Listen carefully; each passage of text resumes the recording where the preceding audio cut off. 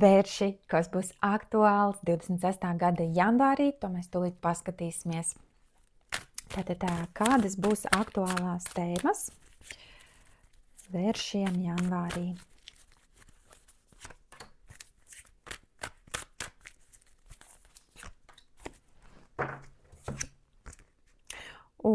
Foršas kārtas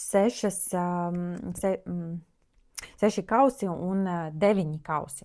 Bet te mums notiek kaut kādas emocionāli pacilājošas lietas, notikumi.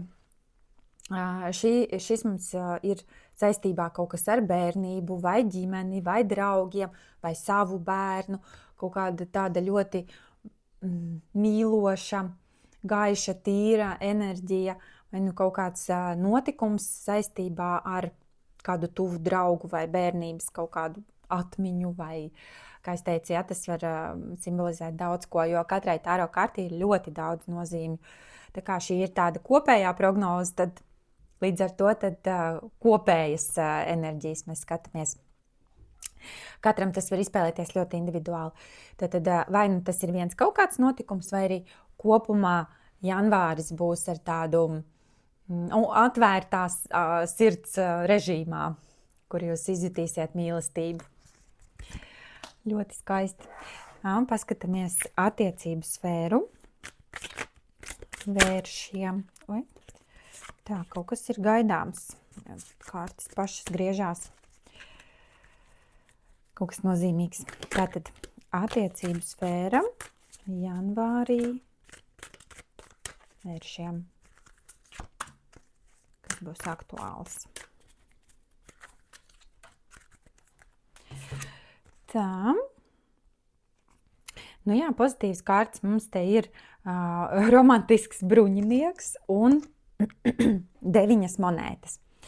Tātad, atkarībā atkal no jūsu situācijas, ja jūs esat vientuļš vērsis, tad te mums ir liela iespēja, ka būs kaut kāds pavērsiens mīlestības dzīvē, būs jauna tikšanās, vai arī, ja jūs jau esat attiecībās, tad jūsu partneris vai partnere jums sagādās tādu patīkamu atmosfēru mājās vai attiecībās, piemēram, kaut ko izdarīs jūsu vietā, lai jūs varat vairāk atpūsties, vai arī attiecības būs tādā brīnišķīgā līmenī, kur nav jāiespringst, nav nekas jārisina, jūs vienkārši dzīvojat un viss ir labi un skaisti un gaiši, mīļi, saticīgi. Tad te nav nekādi ne konflikti, ne sarežģītas emocijas, pārdzīvojumi. Varbūt kaut kāds izbrauciens kopīgs arī varētu būt atvaļinājums, ceļojums, kas jūs satuvinās. Skaisti. Kas mums darbā sagaida? Tā, mani un pārējos vēršus. Kas gaidāms janvārī? Darba sfērā.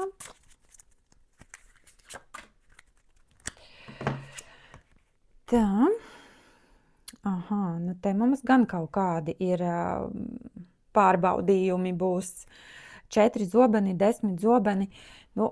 Desmitnieks mums ļoti bieži simbolizē, ka kaut kas beidzās, kaut kāds posms vai fāze, kurā jūs esat līdz šim bijuši.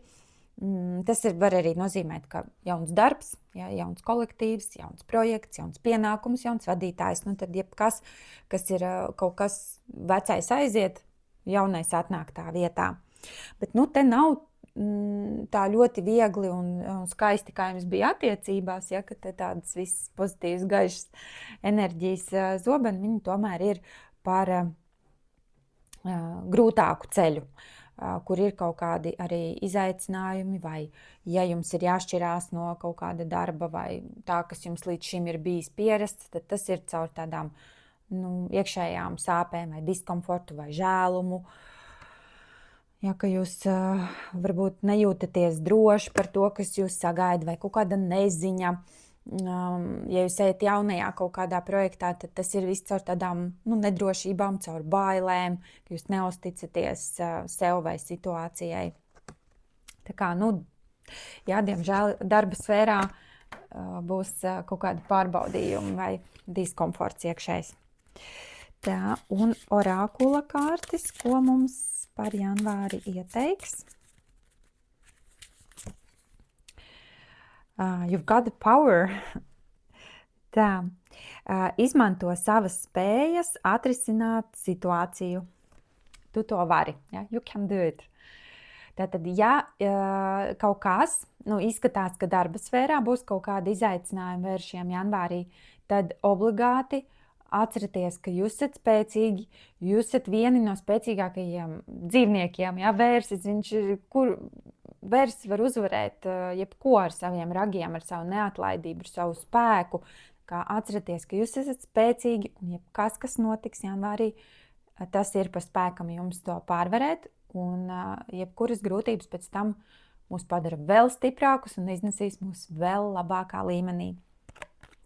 Tā kā pasakamies arī visām grūtībām, kas mums ir, un atcerieties šajā enerģētiski spēcīgajā laikā obligāti manifestēt, vizualizēt, ko jūs vēlaties nākamajā gadā sasniegt.